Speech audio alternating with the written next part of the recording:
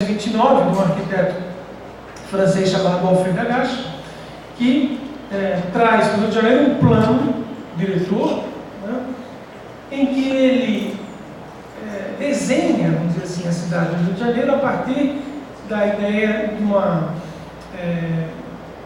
maior urbanização do Rio de Janeiro, mas uma parte da cidade.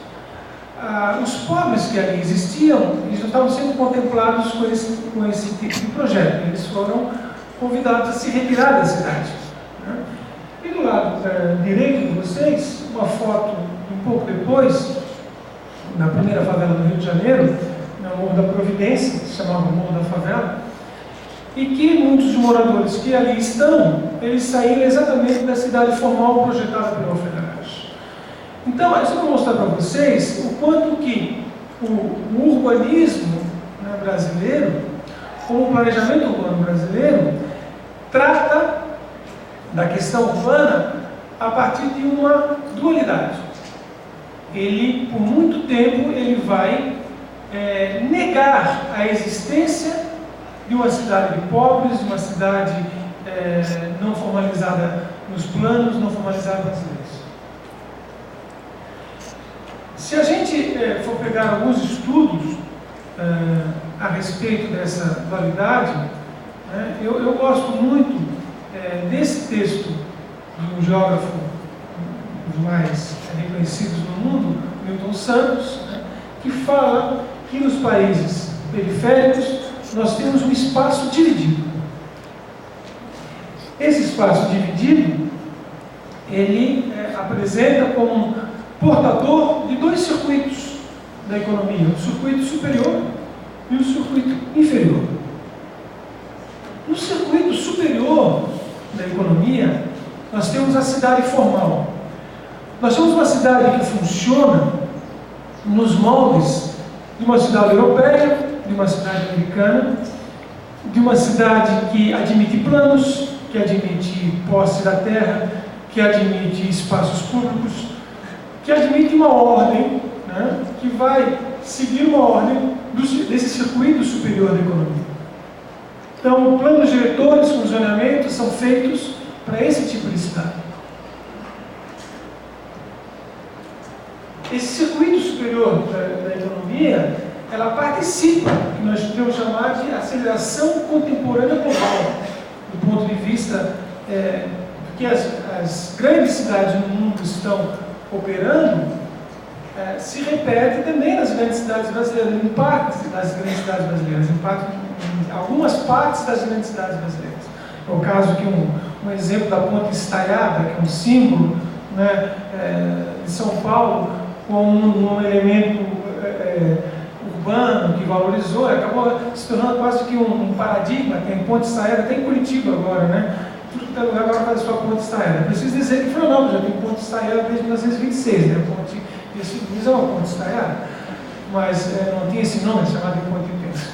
Bom, mas o que eu quero dizer é que essa cidade formal, ela importa modelos, né? Ela importa modelos. Os modelos que são usados no planejamento urbano europeu, americano, eles encontram aqui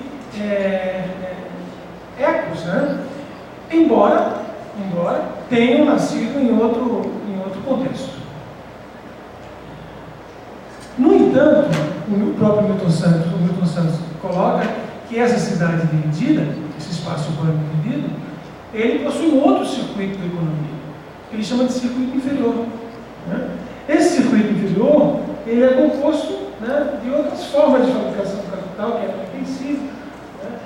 E nesse circuito inferior da economia, moram pessoas, né, que se reproduzem e que participam da economia de forma, mesmo na relação com a economia do circuito superior, de forma desigual, mas articulada, né? Há uma articulação entre essas duas cidades.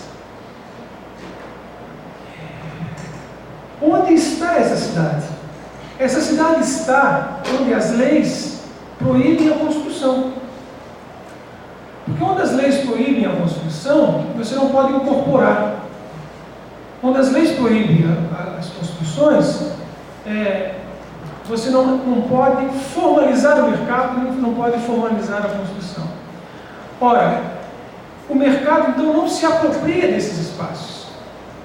E ele passa a não ter valor de troca, ele tem um valor de uso. Quais são esses espaços? Dunas, manguezais, íngremes, morros, e todos esses espaços que o mercado formal não assume. Então, essa dualidade entre cidade formal e cidade informal, por muito tempo não foi assumida por aqueles que pensam a cidade brasileira. De forma que, usando agora uma famosa frase que a orientadora do João deixou famosa, né? O que acontece é que muitas ideias que vinham do exterior ficaram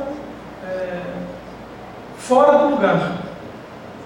Então, ideias urbanísticas que surgiram em Paris, ou surgiram em outro lugar, quando chegavam aqui no Brasil, eram aplicadas aqui, mas elas estavam fora do seu lugar de origem.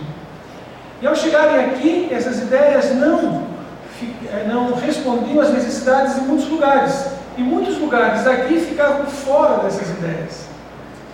Então, quando a gente importa de maneira acrítica um pensamento de planejamento do urbanismo de outros lugares, você está trazendo ideias fora do lugar e que encontram aqui lugares que ficam fora das ideias. É preciso, então, uma reflexão crítica sobre essa situação e de forma que a cidade brasileira comece a ser pensada através dela própria. Claro, através da relação do pensamento mundializado, globalizado, mas a partir do território de cada cidade, da realidade brasileira.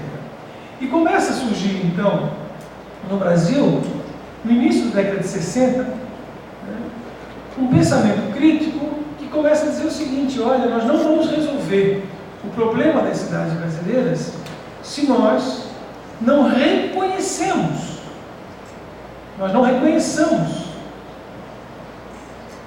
as bases de seus problemas. E o principal problema da cidade brasileira estava no acesso à terra urbana. Com uma quantidade muito grande de pessoas que viviam na cidade não tinham acesso à terra urbana, era necessário, segundo esses críticos do pensamento urbanístico, urbano, era necessária uma reforma urbana. Uma reforma que pensasse, inclusive, o controle sobre a renda da terra, o controle sobre a própria posse. Esse movimento tem um marco em 1963, através de um encontro que acontece nesse hotelzinho ali em Petrópolis, chamado Hotel Quintandinha, mas logo depois, um ano depois, acontece o golpe militar, e esse movimento ele só volta à tona, né, esse pensamento crítico sobre a cidade brasileira, com a Constituição de 88. A Constituição de 88, a Constituinte de 88, recebe um projeto popular que deveria se constituir um capítulo sobre a política urbana brasileira. Esse capítulo ele é recebido, ele é modificado. Nós estamos diante de uma Constituinte muito conservadora, existiu tal centrão, que desfigurou, de certa forma, muitas das propostas que saíram desse pensamento crítico, mas alguma coisa ficou. Ficaram 2 artigos, propriamente dito, e esses 2 artigos deram origem a uma lei, que é a primeira lei que se autodenomina, é a Lei 10.257, de 2001, que se autodenomina Estatuto da Cidade. O Estatuto da Cidade quer ser um instrumento que reflita, um instrumento que reflita esse pensamento crítico da cidade, que dê possibilidade àqueles comprometidos com a reforma urbana de fazê-lo.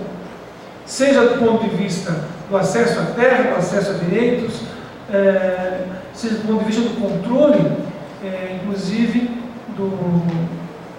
da questão fundiária.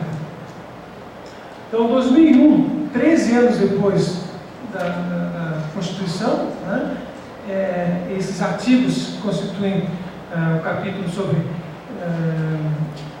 política urbana, artigo 82 e 83, ele é regulamentado através do Estatuto da Cidade. O instrumento mais difundido, vamos dizer assim, teve maior repercussão do Estatuto da Cidade para o cotidiano das nossas cidades foi a necessidade de que cada cidade com mais de 20 mil habitantes fizesse um plano diretor de maneira participativa.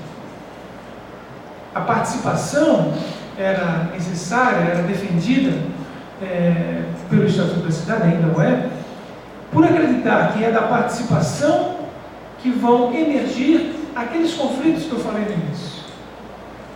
É da participação que nós poderemos compreender quais são as disputas que se dão no espaço da cidade. A partir de 2002, né, com o governo Lula, começa uma nova institucionalização da gestão e planejamento urbano brasileiro, agora de maneira federalizada, com a criação do Ministério das Cidades, e com a criação de conselhos, como o Conselho da Cidade, o Conselho do Fundo de Habitação de Interesse Social, e com processos participativos como as conferências das cidades, etc. Era uma nova forma, uma forma diferente de pensar os problemas urbanos. Os princípios, né, dessa lei 10.257, que devem refletir os princípios do Movimento Nacional da Reforma Urbana, foram sintetizados, por graça e graça, em 3 elementos. O primeiro deles, que ela chamou de direito à cidade e direito à cidadania. Depois eu vou refletir um pouco mais sobre esse termo direito à cidade, né, que não é ter direito a direitos, mas é um conceito mais amplo do que isso.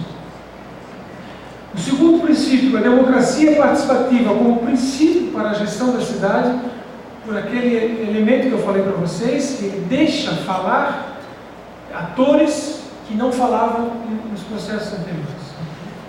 E o terceiro, a função social da cidade e da propriedade, entendida como a prevalência do interesse comum sobre os direitos da propriedade individual, o que implica um desenvolvimento socialmente justo e ecologicamente equilibrado do espaço urbano.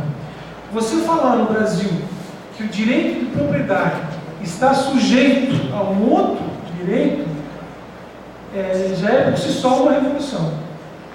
Né? Estamos num país onde o direito de propriedade parece, na prática, ter um valor absoluto.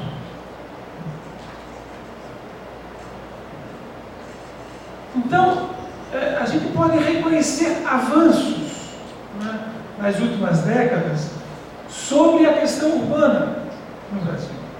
Um deles, eu falei para vocês, que é o reconhecimento da cidade legal, e é preciso dizer que isso é um processo de luta, não um processo de gabinete, que algumas pessoas pensaram e foram elaborando leis, mas é um processo resultando de experiências, algumas experiências inovadoras, municipais.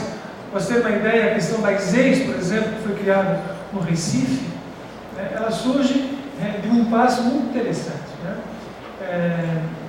Havia a intenção de se investir em algumas favelas do Recife. E para investir nessas favelas era necessário financiamento público, através da Caixa Econômica Federal. E aí, a primeira coisa que a Caixa Econômica exige é que eu quero então os documentos de posse, de propriedade de todos os proprietários que vivem nessas favelas. eu quero ver se eles estão de acordo com as leis urbanísticas, lei do parcelamento do solo, tudo isso. Peraí, estamos falando de uma favela, estamos falando de uma cidade que está fora de todo esse processo formal. E a Caixa, não, mas como é que eu vou financiar alguma intervenção quando as ruas elas não respondem à largura mínima, não tem calçada e tal? E aí surge o conceito de áreas especiais, que são de interesse social. Zonas especiais são de interesse social, que pelo interesse social podem ser tratadas de maneira diferente das leis corriqueiras, urbanísticas, edilícias, etc. Então, as EIs surgem de um reconhecimento que nem toda cidade consegue ter um lote de 250 metros quadrados, uma taxa de ocupação de 30%, afastamento lateral, etc., etc., sequer a posse da terra.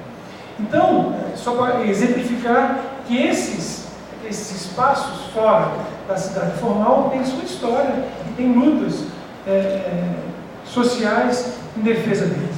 Então, o reconhecimento dessa cidade legal, aqui uma foto do bondinho da favela do Alemão, do Complexo do Alemão, que nesse ano, isso é um processo de instrumentalização da ideia, né? O bondinho do Alemão foi mais visitado que o bondinho do Pão de Açúcar, né? Ou seja, você já turistificou a favela, né? Bom, essa é outra questão, não vou tratar disso não. Então, há ganhos, há avanços também no processo, como eu já falei, uma nova institucionalização da questão urbana no Brasil. Mas, ao lado dos ganhos, há muitas e muitas e muitas permanências.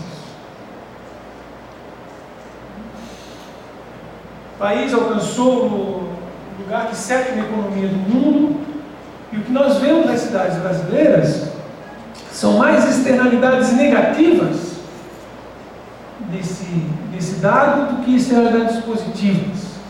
Nós não vemos nas cidades brasileiras ainda avanços que poderíamos dizer que ela está melhor hoje do que ontem.